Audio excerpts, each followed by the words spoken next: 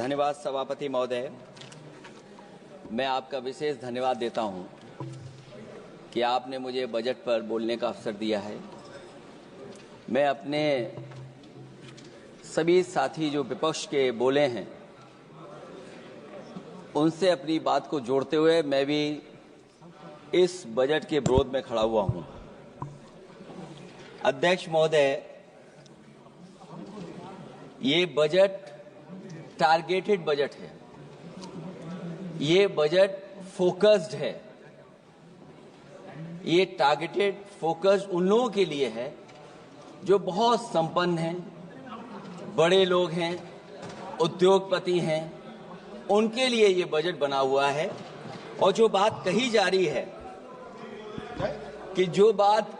है कि भारत को विकसित राष्ट्र बनाने के लिए मुझे इसमें कोई रोड मैप नहीं दिखाई देता है।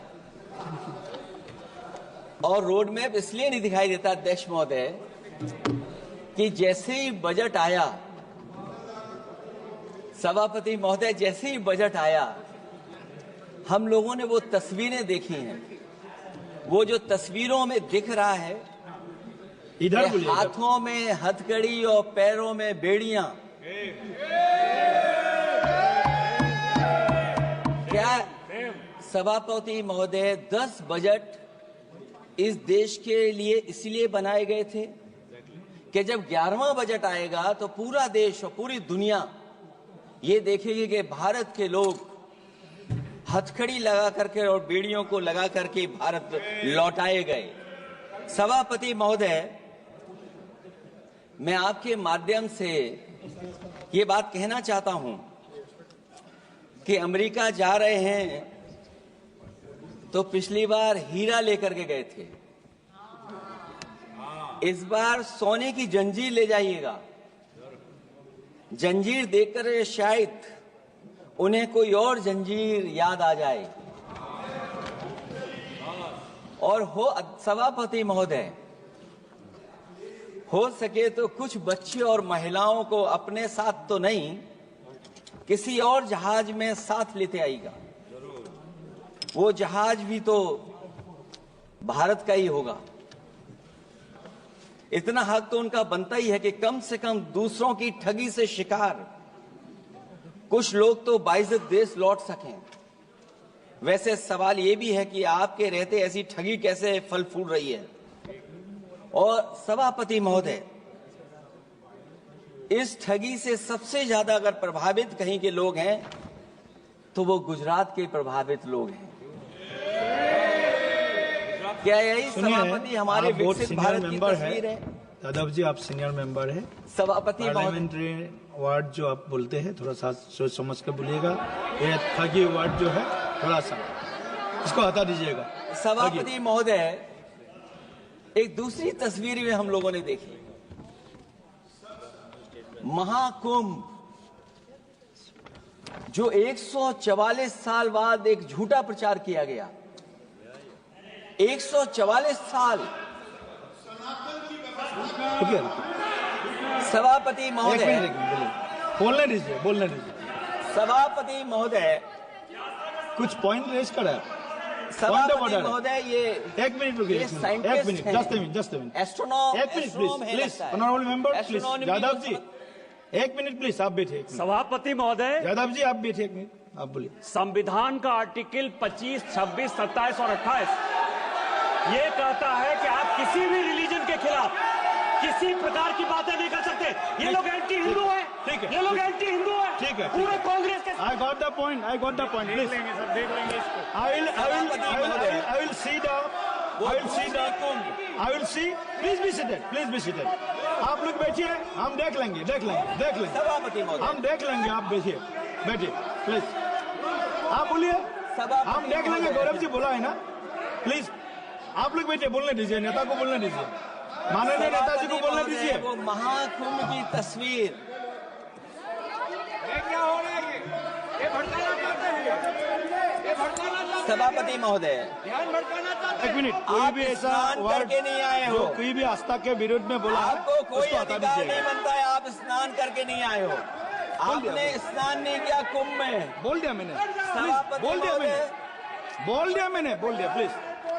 आप हटा दिया जाएगा वो। सभापति महोदय, इन्होंने कुंभ में स्नान नहीं किया। आप इधर देखिए, शहर पर देखिए, उधर मत देखिए, शहर को संबोधन कीजिए। अगर फोटो आई होती तो मैं जैकेट वाली भी फोटो देख लेता। आपका कोई गलत फोटो दिखा है, सभापति महोदय, ऐसा लग रहा है। विकसित भारत की जो दूसरी तस्वीर देखी जी, वो तस्वीर न केवल हम लोगों को दुख पहुंचाती है, बल्कि तमाम वो सनातन को स्वीकार करने वाले लोग, उनको दुख पहुंचाया होगा। सभापति महोदय, अगर लोग तकलीफ में रहे, परेशानी में रहे, और ये पहली बार हुआ होगा ऐसा कि लोग 300 किलोमीटर के जाम में फंस गए। न केवल एक मुख्यमंत्री सभापति महोदय, उन्हें दो मुख्यमंत्रियों को लगाना पड़ा कि कैसे जाम रुक जाए। सभापति, इसके साथ साथ इन्हीं के संगठन के लोगों को जब लगा कि वो व्यवस्था नहीं बना सकते, तो इतने दिनों बाद इनके संगठन के लोगों की अपील है कि भारतीय जनता पार्टी के कार्यकर्ता बाहर आए और लोगों को सुविधा दें, परेशानी दें। ये बात तब सभापति आई है जब लोग दुख, तकलीफ, परेशानी की वजह से इनके खिलाफ चिल्लाने लगे, इनके खिलाफ बोलने लगे। सभापति महोदय, मैं ये पूछना चाहता हूं, जिस स्नान के लिए प्रधानमंत्री गए हो, देश के राष्ट्रपति गए हो, उपराष्ट्रपति गए हो, मंत्री गए हो, क्या यही विकसित भारत की तस्वीर होगी जिसमें आप ट्रैफिक मैनेज नहीं कर पा रहे हैं? आप हर शहर में ये कहा गया कि कोई शहर से निकले नहीं, सब के सब वहीं पर रुक जाएं, आगे नहीं जा सकते, दर्शन नहीं कर सकते। अगर ये सच्चाई नहीं है सभापति महोदय, सब बॉर्डर सील हुए हैं, जितना भारत के लोग सब बॉर्डर सील हुए हैं, और फिर चांद पर पहुंचने का क्या फायदा जब जमीन की समस्याएं न दिखती हों आपको, जमीन की समस्याएं न दिखती हों। और सभापति महोदय, मैं सरकार से जानना चाहता हूं, वो ड्रोन कहां हैं? वो जो डिजिटल इंडिया की बात कही गई थी, वो कहां है? जो लोग अभी तक इस बात की डिजिट नहीं दे पा रहे हैं कि कितने लोगों की जान गई है, कितने लोग वहां पर खो गए हैं। सभापति महोदय, इधर विज्ञापन और कार्टूनों की बड़ी चर्चा हो रही थी। मुझे याद है कि एक दिन मैंने अखबार देखा, अंग्रेजी अखबार, और मैं समझता हूं ये माननीय सदस्य जितने लोग रहे होंगे उन्होंने वो अखबार जरूर देखा होगा, न्यूज़पेपर, और उसके फ्रंट पेज पर एक विज्ञापन था, और उस विज्ञापन की जो तस्वीर थी उसमें एक जानवर, मुझे पहचान में नहीं आ रहा, वो शायद गधा रहा होगा, वो जेल के अंदर है। मेरा मन नहीं माना, मैंने उसी दिन सरकार को जगाने के लिए लिखा, और मैं आज सभापति महोदय सरकार के माध्यम से जानना चाहता हूं कि डिजिटल इंडिया करते करते साइबर क्राइम, साइबर लूट और डिजिटल अरेस्ट कितना बढ़ गया है। और जो विज्ञापन दिया था, इस जानकारी के बाद वो विज्ञापन दोबारा अखबार में नहीं आया। वो विज्ञापन की तस्वीर मैं नहीं दिखा सकता हूं, मैं समझता हूं माननीय मंत्री जी उस विज्ञापन को जानते होंगे और देखा होगा उन्होंने। जो विज्ञापन दिया, जनता का भारतीय रिजर्व बैंक से यह सवाल है कि वो अपने ऐसे विज्ञापनों में किसको चित्रित कर रहे हैं और क्यों, और वो कहां से आया है? क्या यह कोई प्रतीकात्मक चित्रण है? यदि हां, तो वो जानवर किसका प्रतीक है? क्या उस सिस्टम का जिसके कंधे पर स्वच्छ और सुरक्षित बैंकिंग की नैतिक जिम्मेदारी है, या उस मंत्रालय का जिसको सुरक्षित बैंकिंग का दायित्व निभाना चाहिए? अगर ये चित्रण जनता को दिखाना चाह रहा है कि ये बहुत ही अनैतिक भी है, जनता इसके लिए मानहानि का दावा भी कर सकती है। अगर आरबीआई यही दिखाना चाह रहा है, तो आप अपने खाता धारकों के प्रति बैंक का ऐसा नकारात्मक रवैया न केवल आपत्तिजनक है, बल्कि घोर निंदनीय भी है। आरबीआई ऐसे विज्ञापनों से नहीं बल्कि अपने सिस्टम को चुस्त दुरुस्त करके वह जनता में बैंकिंग साक्षरता और बैंकिंग सजगता जागरूकता अभियान चलाकर जनता को सचेत और सावधान करें। उसी के बाद मैं समझता हूं जब भी हम लोग मोबाइल खोलते हैं कोई ना कोई आवाज सुनाई देती है उसके अंदर। क्या सभापति महोदय डिजिटल अरेस्ट के माध्यम से लाखों लाख रुपया नहीं लूटा जा रहा है? आखिरकार उसके लिए जिम्मेदार कौन है? कौन जिम्मेदार है उसके लिए? जो बजट दिया है, जो बजट में बातें निकल करके आ रही हैं, बजट में पीडीए के उत्थान के लिए कुछ भी नहीं है सभापति महोदय। और जो लोग अपनी जीडीपी की न जाने कितनी कहानियां बताते थे, आज वो जीडीपी रेट क्यों कम होता चला जा रहा है? क्यों जीडीपी 6.4% के आसपास पहुंच गई है? न केवल जीडीपी बल्कि आज अगर हम 87 रुपए लेकर के ही $1 ले सकते हैं। कभी डॉलर को नीचे गिरने की कहानी कहीं किसी से जोड़ दी गई थी। आज सोचिए कितने रुपए हम इकट्ठे करते हैं तब जाकर के हमें $1 मिलता है। क्या सरकार के पास इसका कोई जवाब है? इस ग्रोथ रेट के कम होने का कारण जो सभापति महोदय मुझे समझ में आता है वो इन्वेस्टमेंट की कमी और कंजप्शन की कमी है। ये देश की आर्थिक विकास की स्थिति पर प्रश्न चिन्ह लगाता है। और यही नहीं, सभापति महोदय जो भेदभाव बढ़ता चला जा रहा है, जो खाई पैदा होती जा रही है, इन्हीं के आंकड़े बताते हैं कि खाई कितनी है। मुट्ठी भर लोगों के पास पूरे देश की संपदा पहुंच गई।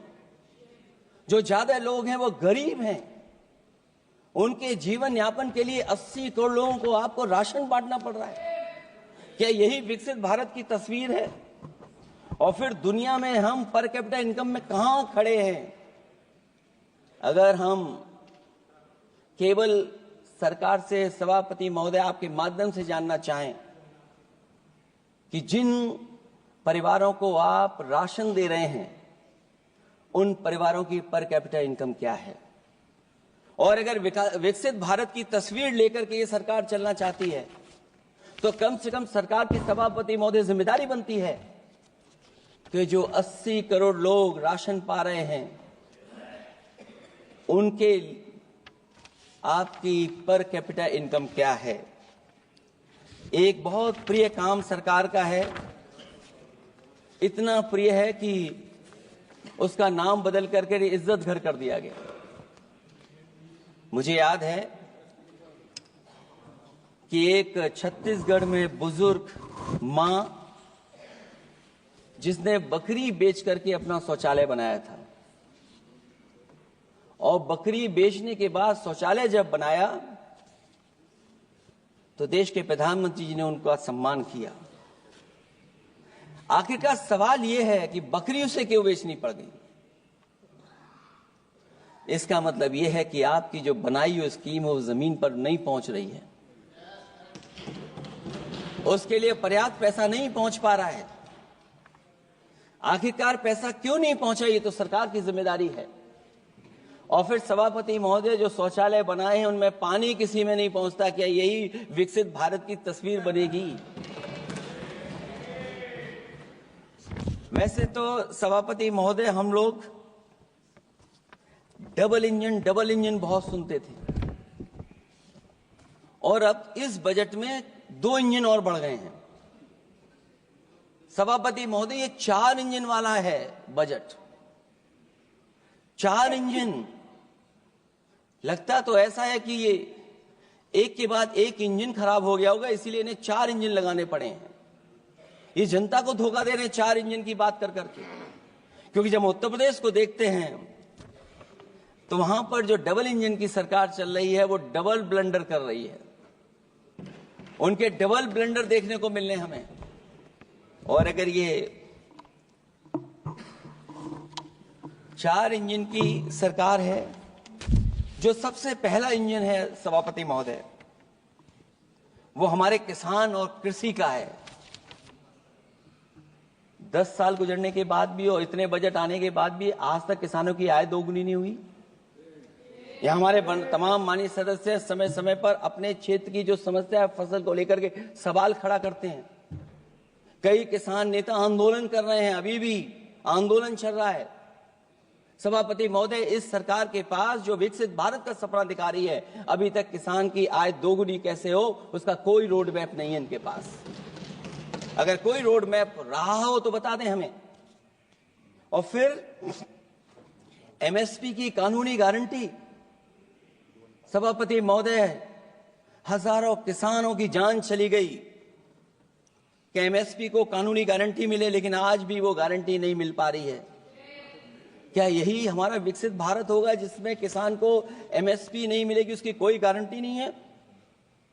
जो किसान की आय दोगुनी का सपना ले रहे थे, उन्होंने स्वामीनाथन जी को भारत रत्न तो दे दिया, लेकिन उनके कही हुई बातों को अभी तक नहीं पहुंचा पा रहे हैं। जो फसलें दलहन तिलहन बढ़ावा देने के लिए जो मिशन की घोषणा की गई थी, वो क्या मिशन अभी पूरा हुआ है? क्योंकि अभी तक हम लोग तिलहन इंपोर्ट कर रहे हैं। दलहन तिलहन के बारे में पहले बजट से कहा जा रहा है, अध्यक्ष महोदय, आज भी हम लोगों को इंपोर्ट करना पड़ रहा है। और उसका परिणाम यह है कि हम अपने किसानों को जो लाभ देना चाहते हैं वो नहीं लाभ दे पा रहे हैं। प्रधानमंत्री धन धान कृषि योजना 100 पिछड़े जिलों के लिए घोषित हुई है, लेकिन इसके लिए कोई बजट नहीं दिया गया है। फल और सब्जी का उत्पादन को बढ़ावा देने के लिए भविष्य में योजना बनाई जाएगी। यही 4 इंजन की बजट है कि फल और सब्जी के लिए बाद में बजट बनाया जाएगा, बाद में बजट घोषित होगी, पॉलिसी क्या होगी वो बाद में तय होगा। कृषि क्षेत्र में रिसर्च और डेवलपमेंट के लिए अधिक धन की आवश्यकता है, शायद इस बजट में अध्यक्ष महोदय वो नहीं दिखाई दे रहा है। कृषि क्षेत्र में कार्यबल करीब 46% है, लेकिन जीडीपी में इसका योगदान केवल 18% है। किसानों की खराब आर्थिक स्थिति को दर्शाता है कि अभी हमारा किसान गरीब है। फसल बीमा योजना, मुझे याद है फसल बीमा योजना को लेकर के न जाने कितना प्रचार किया गया, लेकिन सच्चाई तो यह है कि जब क्लेम करने की बात आती है तो जो आंकड़े बताते हैं वो अभी भी 3% से ऊपर नहीं पहुंच पाए हैं। किसान के कर्ज के कारण किसान आत्महत्या कर रहा है। क्या विकसित भारत की यही तस्वीर होगी कि लाखों लाख किसान हमारा आत्महत्या कर ले? अब तो सुना है कि वो आंकड़े भी आना बंद हो गए हैं। हमें किसान के ऊपर कर्ज और कर्ज के ऊपर कर्ज नहीं बनाना है। जिस तरीके से आप बड़े बड़े उद्योगपतियों का ध्यान रखते हैं कि उनका समय समय पर कर्ज माफ करते हैं, मुझे पूरा भरोसा है कि हमारे देश के किसानों का भी कर्ज माफ होना चाहिए, उनको कर्ज से मुक्ति दिलाना चाहिए। अगर क्लाइमेट चेंज की बात होगी तो सबसे पहले असर अगर किसी पे पड़ेगा तो सबसे पहले प्रभावित अगर कोई होगा तो हमारा किसान प्रभावित होगा। उसके लिए क्या आपके पास रोड मैप है? हमारे माननीय सदस्यों ने बहुतों ने कहा है जीएसटी को लेकर के न जाने क्या क्या सरकार बनाती है और जीएसटी से लगातार व्यापारियों को उलझा रही है। जब तक जीएसटी के बारे में व्यापारी समझ पाता है तब तक जीएसटी को बदल देते हैं, तरीका बदल देते हैं। अभी भी किसानों के जितने भी इक्विपमेंट हैं उनमें 18-12% जीएसटी लिया जा रहा है। कम से कम अगर विकसित भारत का सपना ये सरकार देख रही है तो सभी के सभी एग्रीकल्चर इक्विपमेंट जो हमारा किसान इस्तेमाल करता है उसमें 0 जीएसटी होनी चाहिए। मैन्युफैक्चरिंग सेक्टर को बढ़ावा देने के लिए और कई योजनाएं सरकार लाई है। भंडारण की सुविधा किसको मिल रही है? सभापति महोदय, भंडारण को लेकर के भी सरकार का कोई रोड मैप जरूर होना चाहिए। ये कैसी अर्थव्यवस्था है अध्यक्ष महोदय, जहां पर अर्थव्यवस्था को तो हम तीसरे नंबर पे पहुंचा रहे हैं, लेकिन नौकरी और रोजगार उसके पास नहीं है। ग्रोथ है, ग्रोथ बताना चाहते हैं, लेकिन रोजगार और नौकरी नहीं है।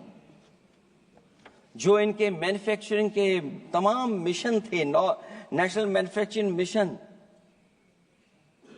जब तक इन्वेस्टमेंट का वातावरण नहीं सुधरेगा तब तक इन्वेस्टमेंट नहीं हो सकता। हमारा नेशनल मैन्युफैक्चरिंग मिशन आगे नहीं बढ़ सकता।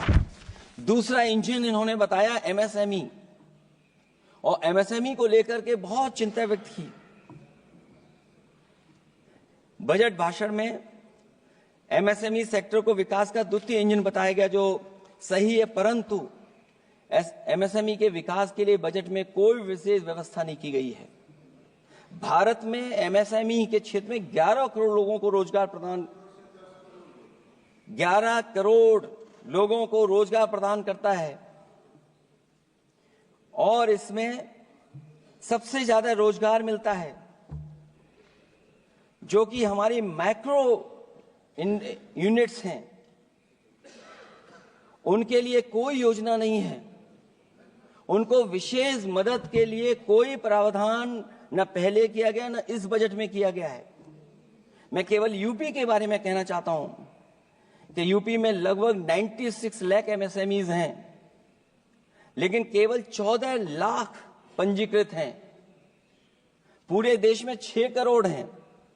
एमएसएमई के विपरीत केवल 1 करोड़ पंजीकृत हैं। अध्यक्ष महोदय, अगर 96 लाख एमएसएमईज हैं केवल यूपी में, 6 करोड़ पूरे देश में हैं, और पंजीकृत केवल 14 लाख और 1 करोड़ हैं, तो इसका मतलब यह है कि ज्यादातर एमएसएमई सेक्टर को सरकारी योजनाओं का कोई लाभ नहीं पहुंच पा रहा है।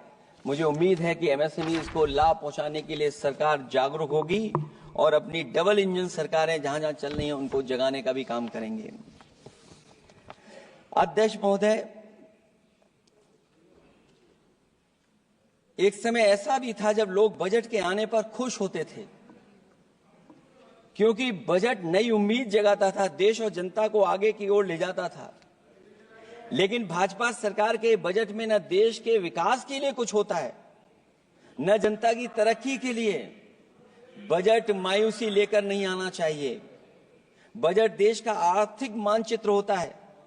वो दर्शाता है कि किस तरह पूरे देश का संतुलित, मतलब हर राज्य का बराबर विकास हो, और जो भी राज्य या क्षेत्र भौगोलिक, शैक्षिक, सामाजिक, राजनीतिक कारणों से पिछड़ गया है, उसके लिए कैसे प्रावधान किए जाएं जो वो भी मुख्य धारा से जुड़ सके। वर्तमान में बैलेंस डेवलपमेंट की नीति पिछड़ती जा रही है। मैंने कई मौकों पर कहा है, आज फिर दोहरा रहा हूं कि अध्यक्ष महोदय, सच्चा विकास वही होता है जो भेदभाव मिटाता है। अच्छा बजट किसी देश को हर दिशा में विकास का रास्ता तैयार करता है। इन्हीं अर्थों में बजट लोकतांत्रिक होता है, जो समाज के हर वर्ग के लिए लाभकारी होता है। ये सबसे आखिरी व्यक्ति को ताकत देकर के उसे आर्थिक मुख्य धारा से जोड़ता है। ये बजट होता है। और मैं तो कहूंगा अध्यक्ष महोदय, मिट जाए अमीरी गरीबी के बीच की वो सब खाई जिसमें भेदभाव और गैर बराबरी की जड़ें जमाई। बजट के अंदर उसके लिए हमेशा एक दिल धड़कना चाहिए, जो आज भी भूख के सूचकांक के आंकड़े बनाकर देश के दिखावटी विकास के सच का भंडाफोड़ कर रही है। भूख मिटे, महंगाई घटे, यही बजट का सबसे बड़ा नारा होना चाहिए। निर्बल को सबल बनाना, निराशा को आशा में बदलना ही बजट का मानवीय पहलू होना चाहिए।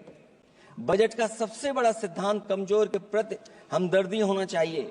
बजट बनाने की सोच किसी या कुछ लोगों को लाभ पहुंचाने की नहीं होनी चाहिए, बल्कि इंसानियत के नजरिए की उसी बुनियाद होनी चाहिए। यदि बजट के आने से निर्बल सबल बनता है तो समझो बजट अपने उद्देश्यों से सफल हुआ है, नहीं तो उसे असफल ही माना जाना चाहिए।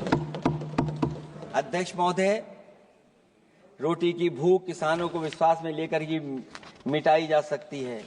और मैंने पहले भी कहा, फिर दोहराता हूं उन बातों को। किसान को फसल का सही दाम दिलवाना और उसे बीज, खाद, पानी का इंतजाम करना, आवारा पशुओं से उनकी फसलों को बचाना। और ये आवारा पशुओं को अध्यक्ष महोदय मैं इसलिए कहना चाहता हूं, उत्तर प्रदेश के चुनाव में देश के प्रधानमंत्री जी आए थे, उन्होंने कहा था कि मैंने एक रोड मैप बनाया है और 2 हफ्ते मुझे लगेंगे, सरकार बनवा दीजिए, एक भी जानवर सड़क पर नहीं दिखाई देगा और किसान की जान नहीं जाएगी और न खेतों की बर्बादी होगी। लेकिन अध्यक्ष महोदय, मैं उत्तर प्रदेश के माननीय सदस्य चाहे इधर के हों उधर के हों, वो जानते होंगे कि इस तकलीफ और परेशानी से अभी भी किसान उभर नहीं पाया है और आज भी खेतों को उसे चार दीवारी या तारों से जोड़ करके चलना पड़ रहा है। फसलों को बचाना सरकार की प्राथमिकता होनी चाहिए। इस मामले में जुमलेबाजी और झूठे वादे अच्छे नहीं। आंकड़े बताते हैं कि देश में बहुत सारे ऐसे कारोबार हो रहे हैं जो कारोबार बढ़ते चले जा रहे हैं। कई उद्योगपति कई गुना कारोबार से लाभ उठा रहे हैं। कई विदेशी कंपनियां इस धंधे में अरबों कमा रही हैं, लेकिन आलू का किसान इस लाभ से वंचित है। जहां अध्यक्ष महोदय, बिहार के लिए मुनक्का को लेकर के अगर वोट बढ़ाए, मैं उसका स्वागत करता हूं।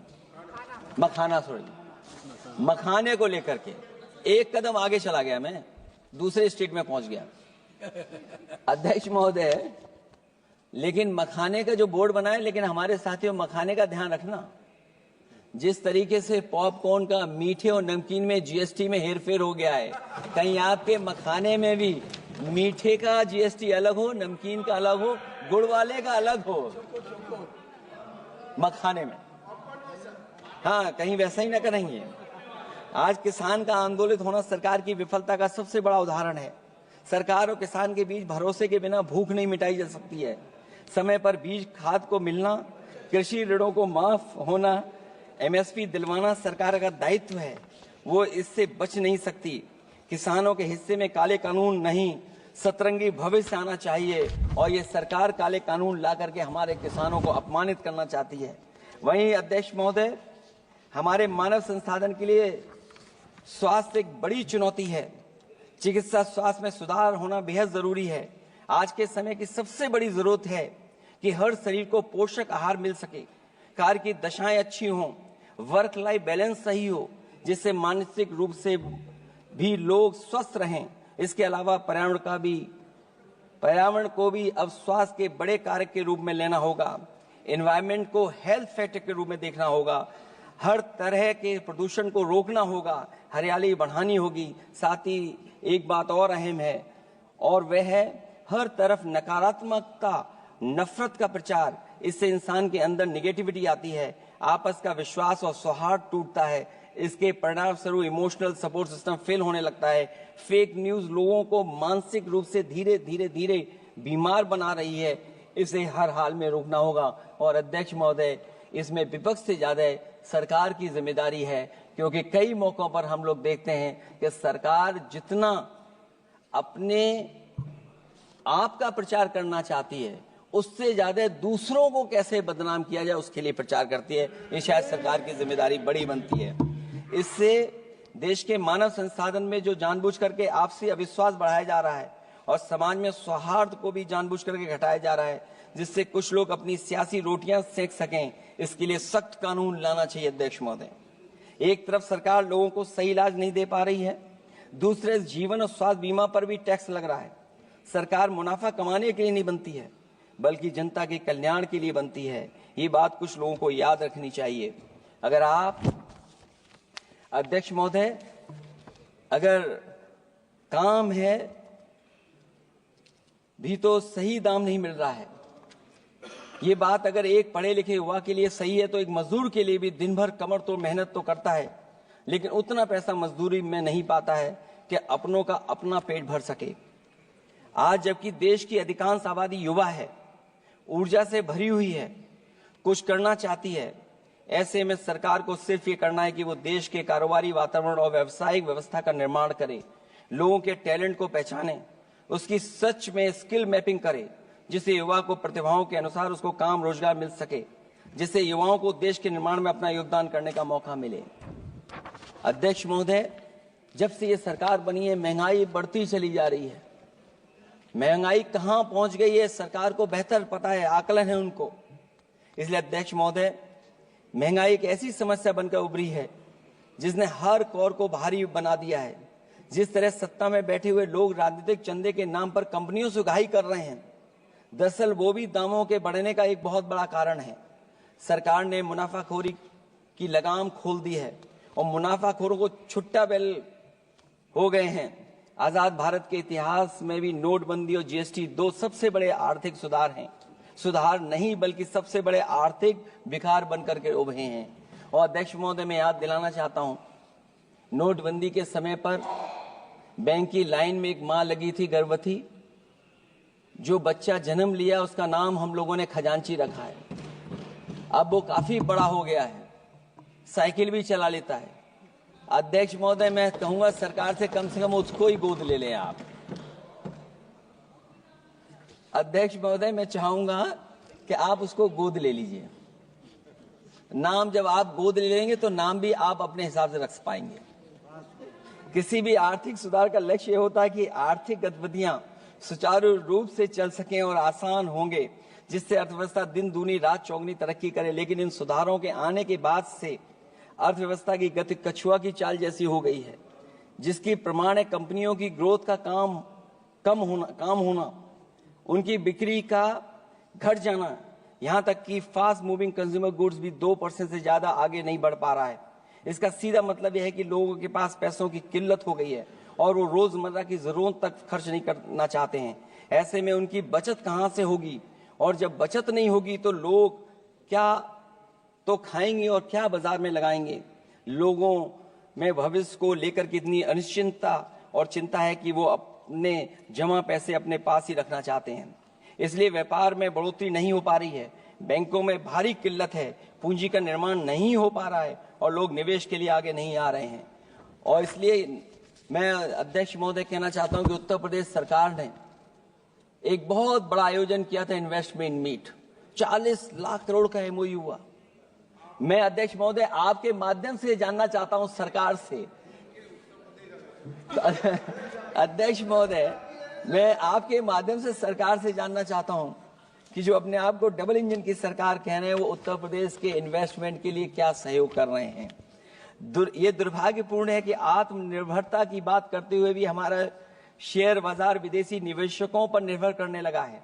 जब वो पैसे लगा देते हैं तो शेयर बाजार में उछाल आ जाता है, नहीं तो उसे धड़ाम होते देर नहीं लगती है और एक एक दिन में हमारे निवेशकों का लाखों करोड़ों का नुकसान हो जाता है। इसका एक बड़ा शिकार हमारी युवा पीढ़ी भी हो रही है, जो देखा देखी में पैसे तो लगा देती है लेकिन शेयर की खरीद फरोख्त से पैसा कमाने वाले बिचौलियों की गहरी चाल को समझ नहीं पाती है। ये खेल बंद होना चाहिए और जिम्मेदारी सरकार की बनती है कि खेल ये बंद हो। सेबी को अपना काम निष्पक्ष करना चाहिए और अर्थव्यवस्था की निगरानी व्यवस्था सच्ची नियत के साथ सजग और सचेत होनी चाहिए। सिक्योरिटी मार्केट से बाहर होनी चाहिए। अध्यक्ष महोदय, आज जिस तरह विदेशी निवेशक धीरे धीरे भारतीय बाजार से अपना पैसा बाहर निकाल रहे हैं, वो दर्शाता है कि हमारी अर्थव्यवस्था से अब उनका भरोसा उठ गया है। उन्हें दूसरे देशों से अधिक लाभ कमाने की उम्मीद है, इसलिए वो अपना पैसा यहां से निकालकर दूसरे देशों में लगा रहे हैं और हमारा शेयर मार्केट उनकी वजह से हिचकोले खा रहा है। अध्यक्ष महोदय, मैं अपने बात को ज्यादा बड़ा लिख दिया। क्योंकि अध्यक्ष महोदय बजट 4 इंजन का था, इसलिए बड़ा लिख करके लाए, कोई बात छूटे ना, क्योंकि सरकार तक वो बात पहुंच जाए। नहीं, क्योंकि अध्यक्ष महोदय अगर 11वां बजट हो 4 इंजन लगाने पर तो कहां विकसित भारत बन रहा है। जीएसटी को भ्रष्टाचार से मुक्त करना होगा, व्यापारियों के प्रति विश्वास जताना होगा। यदि टैक्स की व्यवस्था और दर सही होगी तो सब आसानी से टैक्स भर देंगे। हाई टैक्स रेट दरअसल भ्रष्टाचार को बढ़ावा देती है, इससे राजस्व की हानि होती है। सच में लोग काम कारोबार करना चाहते हैं, कर की चोरी नहीं करना चाहते हैं। इसलिए टैक्स की रेट को तार्किक बनाना और टैक्स सिस्टम को इजी करने की से ही अर्थव्यवस्था में गति आएगी। निवेश के लिए दुनिया वापस हमारे देश की ओर देखेगी। मैं अध्यक्ष महोदय अर्थव्यवस्था के संबंध में एक गंभीर मुद्दा मैं बताना चाहता हूं। एक बहुत गंभीर मामला है पलायन का। पलायन के मामले में एक बहुत बड़ा विरोधाभास हमारी अर्थव्यवस्था के लिए चुनौती बन रहा है। एक तरफ वो सबसे अमीर वो लोग जो अपनी पूंजी का निवेश करते हैं और दूसरी तरफ सबसे गरीब वो लोग हैं जिनके पास अपने श्रम निवेश करने के अलावा कोई दूसरा रास्ता नहीं है। ऐसे हजारों अरबपति बाहर के देशों में ज्यादा उम्मीद देखते हुए अपनी पूंजी लेकर देश छोड़कर जा रहे हैं। वहीं दूसरी तरफ जो सबसे गरीब लोग हैं वो राज्यों के असंतुलित विकास की वजह से अपने राज्यों से पलायन कर रहे हैं। ऐसे इस महा समस्या का सबसे बड़ा शिकार हमारा उत्तर प्रदेश है, जहां नौकरी और अवसरों की भारी कमी है, जहां विकास टीवी अखबारों होर्डिंग में तो दिखता है लेकिन जमीन पर नहीं। जब पूंजी और श्रम के निवेश के लिए आंतरिक वातावरण बनेगा तभी सच्चा विकास होगा, बजट अपने उद्देश्यों को प्राप्त करेगा, अर्थव्यवस्था लाभ के लोभ से मुक्ति होगी और बजट एक लोकतांत्रिक देश के जन कल्याण की सही दिशा में आगे बढ़ेगा। अध्यक्ष महोदय, बजट विकास में तेजी लाने का इसका मतलब यह है कि पिछले 11 सालों के भाजपा ने विकास के लिए कछुए की चाल चली है। जब उन्होंने समावेशी विकास सुनिश्चित करने के लिए संकल्प लिया तो ये बात खुली की हुआ है। मतलब कुछ लोग वहताशा आगे बढ़ गए हैं और बाकी नीचे की ओर जा रहे हैं। निजी क्षेत्र के निवेश में को नई जान डालने की बात करने का अर्थ ये निकलता है कि भाजपा राज में निजी क्षेत्र बेजान हो गया है। नोटबंदी और जीएसटी के लिए सुधार नहीं विकार साबित हुआ। अध्यक्ष महोदय, परिवारों के मनोभाव में उल्लास भरने की बात करने वो स्वीकार कर रही हैं, लोगों को मुस्कुराना बंद कर दिया है। अच्छे दिन न इनके राज में आए हैं और न आएंगे आने वाले समय में भी। भारत के बढ़ते मध्यम मार्ग को खर्च करने की शक्ति को बढ़ाने की बात तो मतलब है कि मध्यम वर्ग के हाथ खाली हैं। आज आप आयकर की बात कर रहे हैं। हम लोगों ने बहुत पहले इस बात की मांग की थी, इसलिए कि 12 लाख के कम से कम उनको कर से। वित्त मंत्री जी ने कहा कि हम सब मिलकर के अधिक संपन्नता लाने और विश्व में अपना स्थान बनाने और अपने राष्ट्र की अनंत क्षमता को बढ़ाने के लिए अपनी यात्रा कर रहे हैं। तो उनकी असली मतलब ये था कि वो बस चल रहे हैं। ये यात्रा निरर्थक है। अगर 11 साल बाद भी मंजिल का अता पता नहीं है तो ये यात्रा कौन सी? अध्यक्ष महोदय, जब आपने कहा कि हमारे सामने प्रतिकूल भू राजनीतिक परिस्थितियां हैं, तो अध्यक्ष महोदय ये बताए सरकार कि आपने उन्हीं प्रतिकूलों को क्यों होने दिया, प्रतिकूल परिस्थितियों को क्यों बनने दिया? हमारे संबंध पड़ोसियों से क्यों खराब हुए? हमारी सीमाएं क्यों असुरक्षित हुई? हम क्यों अपनी बात अंतर्राष्ट्रीय पटल पर रखने में कामयाब नहीं हुए हैं? जब आपने कहा कि हमारी अर्थव्यवस्था सभी प्रमुख वैश्विक अर्थव्यवस्थाओं के बीच सबसे तेजी से बढ़ने वाली अर्थव्यवस्था है, तो आप ये क्यों भूल गए कि हमारा रुपया उनके शासनकाल में सबसे निचले स्तर पर पहुंच गया है? सबका विकास का आपका नारा सबका विनाश में कैसे बदल गया है? क्योंकि जब रुपया नीचे जाएगा तो विनाश का ही रास्ता खोलेगा। बड़े से लेकर छोटे उद्योग धंधे दुकानदारी सब चौपट क्यों हो गए हैं? मेक इन इंडिया, मुद्रा योजना, स्किल इंडिया, ये सब नाकामी की किताब के चैप्टर कैसे बन गए? वहां सवाल ये कि कैसे व्यापार कारोबार केवल कुछ लोगों के हाथ में ही सिमट गया और बाकी सबका काम धाम क्यों मिट गया? अध्यक्ष महोदय, हम भी मानते हैं कि कोई देश केवल उसकी मिट्टी से नहीं है बल्कि देश उसके लोगों से है, लेकिन आप लोग ये बात सिर्फ कहते हैं, करते नहीं हैं। जनता आपके लिए बस नारे का विषय है। आप कहती हैं कि हमारे लिए विकसित भारत में शामिल हैं गरीबी से मुक्ति, 100% अच्छे स्तर की स्कूली शिक्षा, बेहतरीन सस्ती और सर्वसुलभ स्वास्थ्य सेवाओं तक पहुंच, 100% कुशल कामगार के साथ सार्थक रोजगार, आर्थिक गतिविधियों से 70% महिलाएं और देश को food basket of the world बनाने वाले किसान। अगर ये आपका लक्ष्य है, पर क्या आपके राज्य में अमीरी गरीबी की खाई नहीं बढ़ी? भू के इंडेक्स में हम कहां जा पहुंचे हैं? स्कूली शिक्षा का बजट कम नहीं हुआ, स्वास्थ्य सेवाएं महंगी नहीं हुई, यहां तक कि अपने स्वास्थ्य बीमा पर भी टैक्स लगा दिया है। आपने योग्य लोगों को बेरोजगारी के अंधेरे में धकेला और आपके बड़े बड़े नेताओं ने तो यहां तक कह दिया कि कमी नौकरी की नहीं है, योग्यता की है। अपनी युवा पीढ़ी को हताश निराश करने का पाप आप लोगों ने किया है। कुशल कारीगर के नाम पर आपने युवाओं को डिलीवरी पर्सन बनाकर छोड़ दिया है। आपके राज्य में महिलाओं के खिलाफ अपराध के आंकड़े बढ़े हैं। ऐसे असुरक्षित माहौल में आप कैसे आर्थिक गतिविधियों में उनकी भागीदारी की बात कर सकते हैं? आपके मंत्रिमंडल में ही कितनी भागीदारी है, ये आपसे अच्छा और कौन जानता होगा। रही बात food basket of the world बनाने की बात, तो पहले आपसे आग्रह की आप अपने लोगों की थाली भर दीजिए। ऐसे हवाई जुमले उछालिए, कम उछालिए। इनमें अध्यक्ष महोदय, मैं अपनी बात को खत्म करता हुआ इतना ही कहना चाहता हूं कि इस बजट में जिन 6 क्षेत्रों में परिवर्तनकारी सुधार की बात कही गई है, उनमें से कराधान अब तक सफल नहीं होगा जब तक उसे सरल, पारदर्शी और ईमानदार नहीं बनाया जाएगा। जब तक विद्युत क्षेत्र को निजी हाथों में सौंपकर मनमानी वसूली से रोका नहीं जाएगा। शहरी विकास के नाम पर जब तक जमीनों कुछ धनवानों के हाथों में कौड़ियों के दाम बेचने का खेल खत्म नहीं किया जाएगा।